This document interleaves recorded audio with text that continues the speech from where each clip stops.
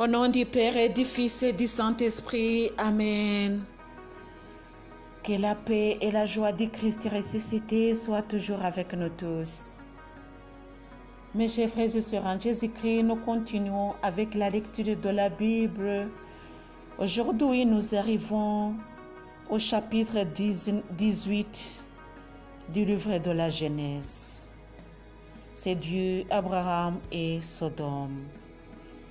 Que le Seigneur Jésus nous bénisse, mes chers frères et sœurs en Jésus-Christ. Vous êtes en compagnie de Marie-Louise Omomararongo.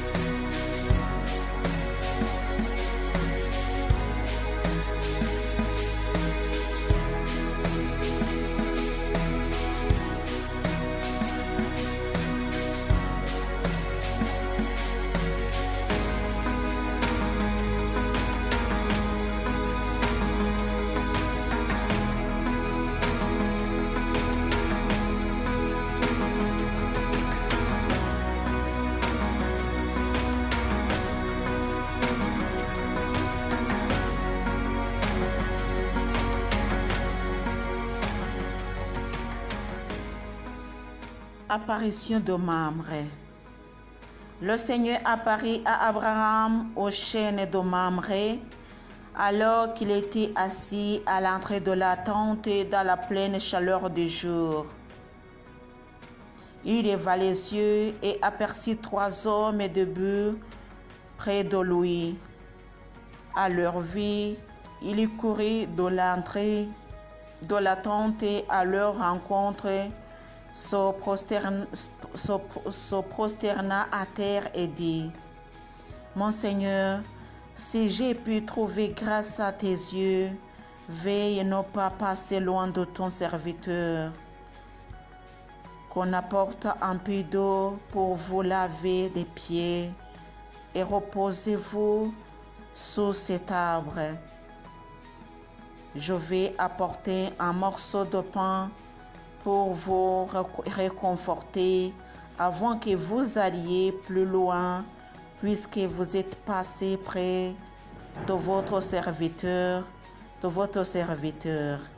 Ils répondirent: Fais comme tu l'as dit. Abraham se hâte vers la tente pour dire à Sarah: Vite, pétris 3 mesures de fleurs de farine et fait de galettes. Et il court au troupeau, en prendre un veau bien tendre. Il le redonne au garçon qui se hâte de l'apprêter. Il prit du lait et le veau préparé qu'il plaça devant eux. Ils se tenaient sous l'arbre, debout près d'eux. Ils mangèrent et lui dirent: Où est Sarah ta femme? Il répondit: Là dans la tente. Le Seigneur reprit: Je dois revenir au temps du renouveau, et voici que Sarah ta femme aura un fils. Or Sarah écoutait à l'entrée de la tente derrière lui. Abraham et Sarah étaient vieux, avancés en âge, et Sarah avait cessé de voir ce qu'ont les femmes. Sarah se mit à rire en elle-même et dit: Tout disait, comme je suis, pourrais-je encore jouir? Et mon maître est si vieux. Le Seigneur dit à Abraham: Pourquoi se rire de Sarah? Et cette question: pourrais-je vraiment enfanter, moi qui suis si vieille? Y a-t-il une chose trop prodigieuse pour le Seigneur? à la date où je reviendrai vers toi, au temps du renouveau, Sarah aura un fils. Sarah nia en lui, je n'ai pas ri, car elle avait peur. Si, reprit-il, tu as bel et bien ri.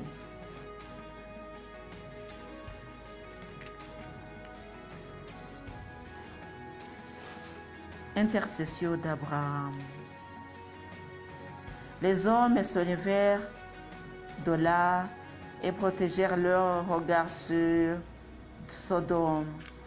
Abraham marche avec eux pour prendre congé.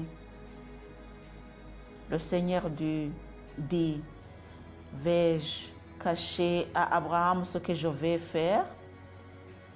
Abraham doit devenir une nation grande et puissante en qui seront bénies toutes les nations de la terre, car j'ai voulu le connaître afin qu'il prescrive à ses fils et à sa maison après lui d'observer la voie du Seigneur en pratiquant la justice et le droit, ainsi que le Seigneur réalisera pour Abraham ce qu'il a prédit de lui.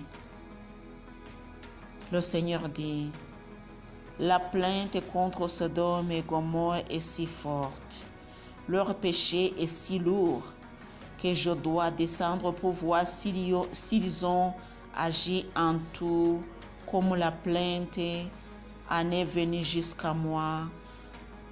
Oui ou non, je le saurai. Les hommes se dirigèrent de là vers Sodome. Abraham se tenait encore devant le Seigneur. Il s'approcha et dit, vas-tu vraiment supprimer la justice avec le coupable? Peut-être y a-t-il 50 justes dans la ville. Vas-tu vraiment supprimer cette cité sans lui pardonner à cause des 50 justes qui s'y trouvent? Ce serait abominable que tu agisses ainsi. Faire mourir le juste avec le coupable. Il en serait du juste comme du coupable. Quelle abomination! Le juge de toute la terre n'appliquerait-il pas le droit? Le Seigneur dit, si je trouve à Sodome 50 justes au sein de la ville, à cause d'eux, je pardonnerai toute la cité. Abraham reprit et dit, je vais me décider à parler à mon Seigneur, moi qui ne suis que poussière et cendre. Peut-être sur 50 justes, en manquera-t-il 5. Pour 5, détruiras-tu toute la ville? Il dit, je ne la détruirai pas si j'y trouve 45 justes. Abraham reprit encore la parole et lui dit, peut-être là s'en trouvera-t-il 40. Il a dit, je ne le ferai pas à cause de ces 40. Il reprit, que mon Seigneur ne s'irrite pas si je parle. Peut-être là s'en trouvera-t-il 30. Il dit, je ne le ferai pas si j'y trouvais ces 30. Il reprit, je vais me décider à parler à mon Seigneur, peut-être là s'en trouvera-t-il 20. Il dit, je ne détruirai pas à cause de ces 20. Il reprit, que mon Seigneur ne s'irrite pas si je parlais une dernière fois, peut-être là s'en trouvera-t-il 10. Je ne détruirai pas à cause de ces 10. Le Seigneur partit lorsqu'il eut achevé de parler à Abraham, et Abraham retourna chez lui. Telle est la parole de Dieu.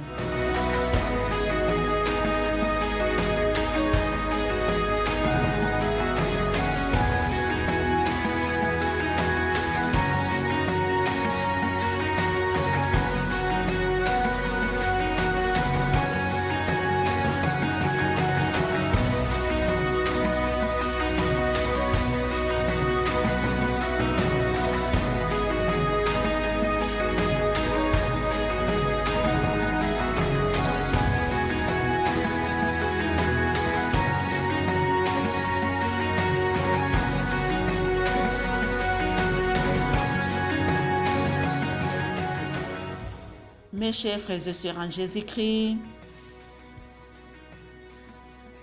nous voyons comment Sodome et Gomorrhe étaient mauvais dans les yeux du Seigneur. Il n'y a plus de juste à cause des péchés. Continuons la lecture avec Lot et Sodome. C'est le chapitre 19 du livre de la Genèse. Les deux anges arrivèrent le soir à Sodome alors que Lot était assis à la portée de Sodome. Il les vit, se leva pour aller à leur rencontre et se prosterne face contre terre. Il dit: de grâce, mes seigneurs, faites un détour par la maison de votre serviteur, passez-y la nuit, lavez-vous les pieds, et de bon matin vous irez votre chemin. Mais ils lui répondirent: non, nous passerons la nuit sur la place. Il les pressa tant qu'ils firent un détour chez lui et arrivèrent à sa maison. Il leur prépara un repas, fit cuire des pains sans levain et ils mangèrent. Il n'était pas encore couché que la maison fut cernée par les gens de la ville, les gens de Sodome, du plus jeune au plus vieux, le peuple entier sans exception. Ils appelèrent Lot et lui dirent: où sont les hommes qui sont venus chez toi cette nuit? Fais-les sortir vers nous pour que nous les connaissions. Lot sortit vers eux sur le pas de sa porte.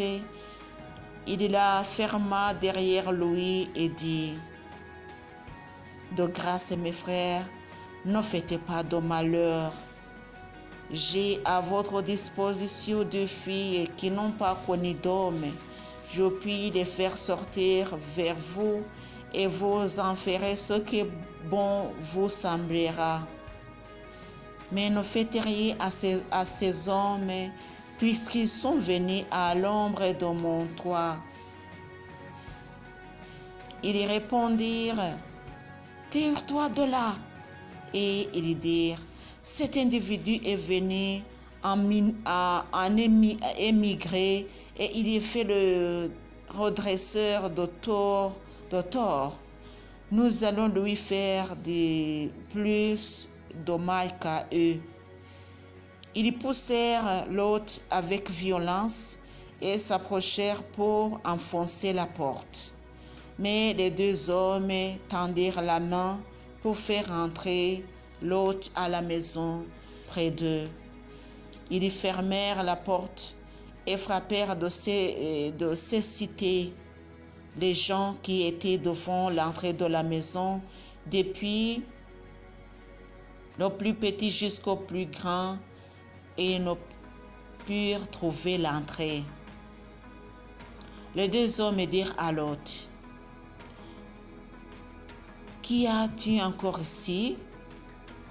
Un gendre, tes fils, tes filles, tout ce que tu as dans la ville, fais-les sortir de cette cité. Nous allons en effet la détruire, car elle est grande devant le Seigneur, la plainte qui les provoque. Il nous a envoyés pour la détruire. Lot sortit pour parler à ses gendres, ceux qui allaient épouser ses filles, et il leur dit: Debout, sortez de cette cité, car le Seigneur va détruire la ville. Mais aux yeux de ses gendres, il parut plaisanter. Lorsqu'il pointa alors, les anges insistaient auprès de Lot en disant: Debout, prends ta femme et tes 2 filles qui se trouvent ici, de peur que tu ne périsses par la faute de cette ville. Comme il s'attardait, les 2 hommes le tirèrent par la main, lui, sa femme et ses 2 filles, car le Seigneur avait pitié de lui. Ils le firent sortir pour le mettre hors de la ville. Comme ils le menaient dehors, ils dirent à Lot: Sauve-toi, il y a de ta vie. Ne regardez pas derrière toi. Ne t'arrête nulle part dans le district. Fuis vers la montagne de peur de périr. Lot leur dit: À Dieu ne plaise.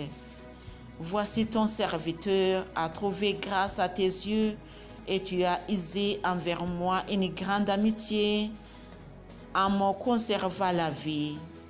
Mais moi, je ne pourrai pas fuir à la montagne sans être atteint par le fléau et mourir.